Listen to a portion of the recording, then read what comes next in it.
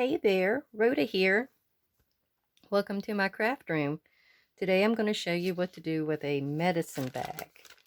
Now, we all have lots of these, especially when you're of the older persuasion like me. You have at least one you have to get. So you always have these medicine bags.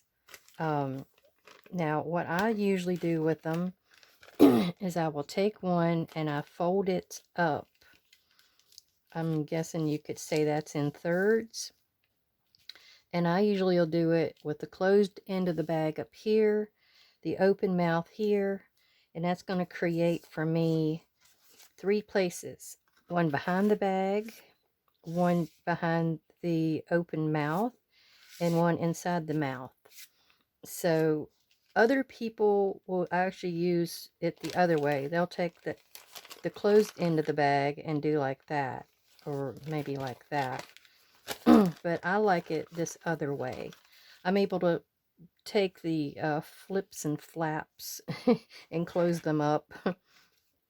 And yeah, you don't need all those extra pieces to pull out in case you, unless you want a gusseted pocket. That's about the only reason I can think you'd want that there.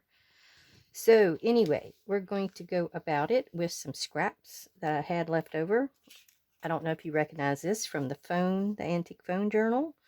Those were little pieces I had left over. Where I'd used texture paste, and I had actually colorized it with some paint, and then I had sprayed it with some teal and some bronze shimmer spray, something like that. I need to use this up because it's getting really old and pretty firm. This was also from a recent video where I had done a specimen flip, and if you're able to get this, it's the field notes stamps. I would suggest it, because if you want to do anything in the nature area, just decorative area, it really will go a long way. You can do all kinds of things with this. It's a little pricey, of course, but I think it makes up for itself. Now, what I had done, I had taken all the stamps and I went every which way but loose, and I think I showed this on a previous video, and I did it on a tea dye paper, and I'm using this as a template. And what I did is I took it and put it on my copy machine, and then I copied it off on some cardstock. So I still have the colorized areas of the tea dye paper, and then I've got the print as well. So that was great. So I'm going to use up these items, and then going to take a few pieces and parts from the Field Notes snippet pack, and we're going to decorate the front of this after that. Well, first, what I usually do is I like to ink around the outside, and I use ground espresso for this one, because sometimes some of the words may hit at the, like especially the crease down here, or you may not get it long enough back there. I don't know. I think it takes care of that edge. Now, if you were doing something with a lot of whites in it, that's one thing, but this is sort of a distressed look. The one we want to do first is this back piece. And I made that one a little long on purpose. I just want to use this up. Plus, it gives it more strength, because this is very flimsy. Very flimsy. So what we're going to do is we're going to take our piece and fold it down. I don't know if I'm going to need that. And we're going to start gluing the back. And like I said, I went ahead and inked on the outside edges of the bag, and I inked the edges of this, just so it kind of didn't look like it was half finished. Some people will say that's what it looks like to them, like it's half finished, so they like to ink it to make it look like it's all the way finished. Okay, so we're going to try to get that even. I think I was a little crooked there, but that's okay. Maybe some of our Ephemera will take care of that. Then what we're going to do is we're going to go ahead and glue this up. I'm going to go up the two sides in the middle, or in the inside here. And it's got a bit of a sheen to this bag, so it may take a little bit of holding. Plus, while we're at it, we're going to take and run that down there where this bag has just got a little bit of a gap there. We don't want that open in case we try to put our item inside and it catches on that in the way down. So I'm going to hold this down, make sure it stays.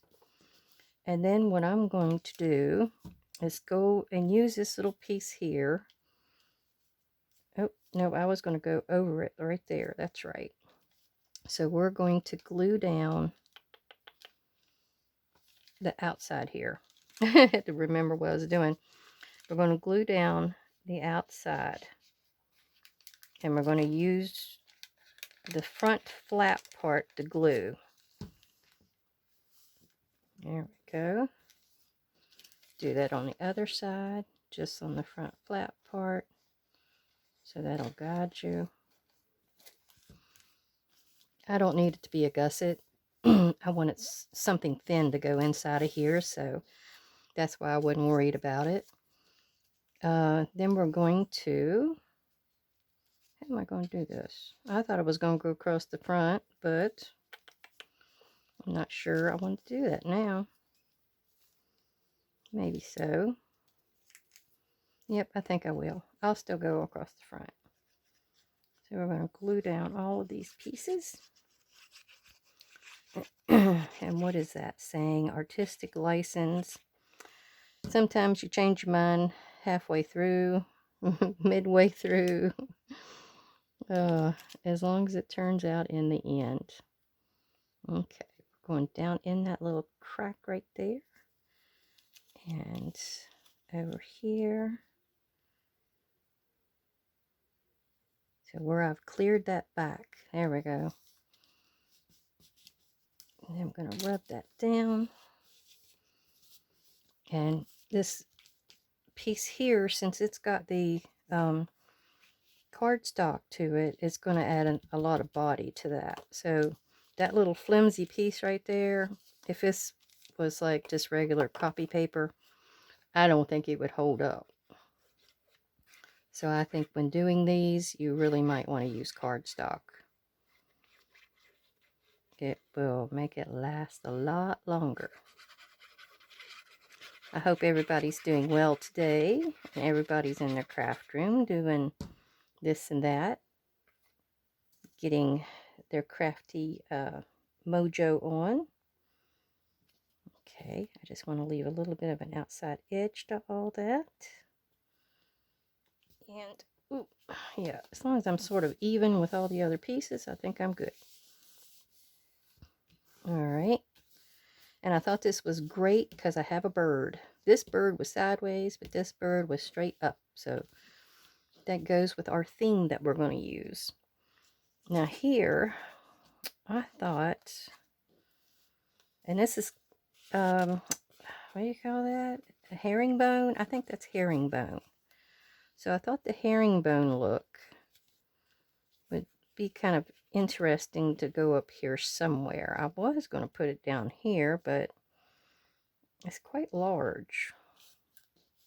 I can always rip it down. I think we'll do that. We'll rip it just a little bit and see if we can get it on that upper area. Of course, now I've gotta ink it again. But that won't take much. Now if you rip it one way, you get that white core showing. If you rip it the other way, see, the one way I rip it, I got the core showing like that. But if I rip it the other way, even more core shows. It's one way or the other, you get a different look to your paper and to your ripped piece. I kind of like that. I don't like it on the bottom. I don't know why. I don't like it on the bottom. So we're going to put it up on top. I've got that other little piece that we're going to put down there. So you might have just pieces and words. I mean, you could get in the magazines and get you some words. I was suggesting to one of my new subbies the other day, they got any old calendars. They've got that whole mess of pictures on that back page. All those little thumbnail pictures. What did I say? I was going to put anyhow, so you can always take old calendars and cut them up for images, and you get beautiful flowers or animals or whatever. I know the regular calendar month pages are too big, but those little thumbnails are perfect. I was telling her to use those for those faux postage stamps that I had done in one of my other videos. So, let's see. Guess we're going to go down here in this corner. Corner to corner. That's all right. Yeah, magazines, any old books. A lot of people go to secondhand stores to try to find them some books. And I'm going to try to bring to you soon how to do a altered book. I need to start recording that soon. I don't know if it's going to be one video or more than one. it may take a few. We'll see. I know I can get it together in one. The decorating may take another. All right, here is all of my pieces I'm going to decorate with. Well, that's going to cover that birdie up, but that's okay because he was upside down. So we're going to put this up here at the top. And it goes along with our theme. I'm guessing this will go into, and I'm wanting to do a specimen type of a journal here sometime in the future, whenever I get a chance. So I'll put this aside and it'll go into that book. And that's all down. And now here on the lower side, I have a feather. And I definitely want him on here, so we're going to go ahead and put him down.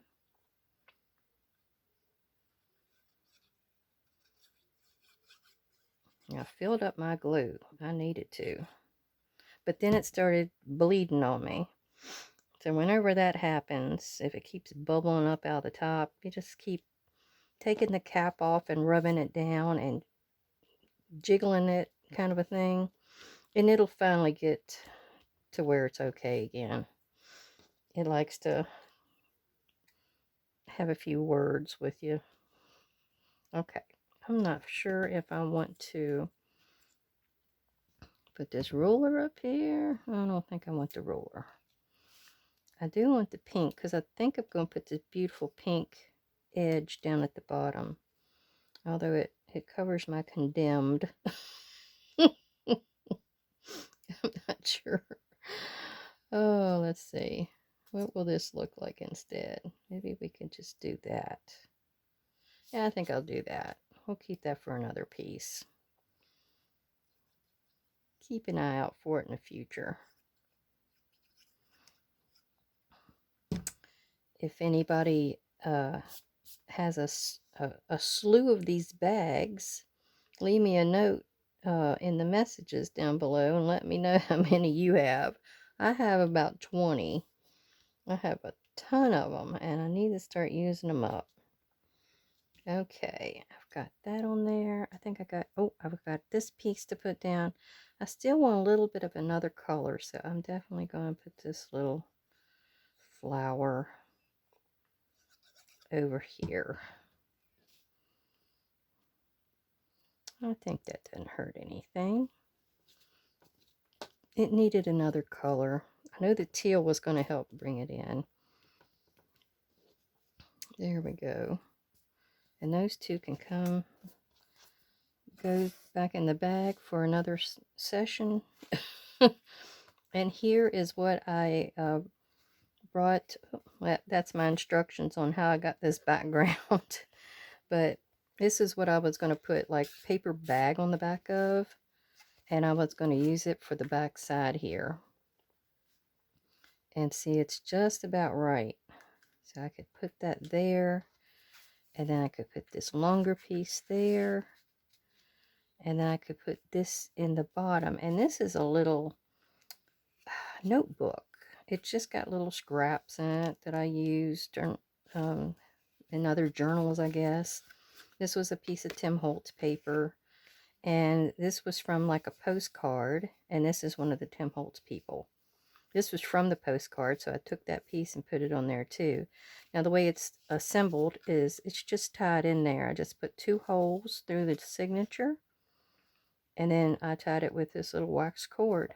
And it's going to go in the front. Just like that. And so this is complete. It's ready to go in a journal. When it goes in, you're going to glue in the 2 sides and the bottom to be able to put you a tall journal card into the back side. So this is what it looks like after we got done. And all the edges have been inked.